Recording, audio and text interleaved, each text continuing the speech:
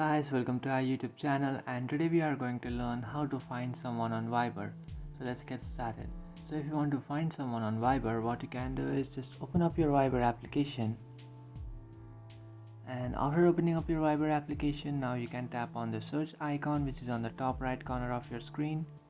And after tapping on the search icon, now you can enter that person's phone number or that person's name that you are trying to find. After entering that person's name or phone number, you can find that person's chat. And after finding that person's chat, now you just have to tap on that chat.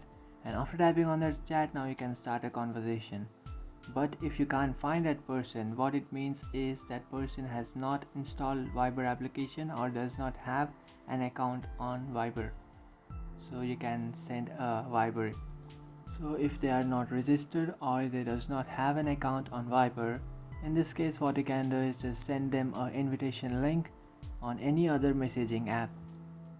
And after doing that, if they'll create an account on Viber, you can find them on your Viber application and then add them as friends.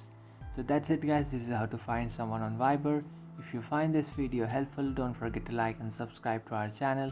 If you have any doubts, feel free to comment below. Thanks for watching.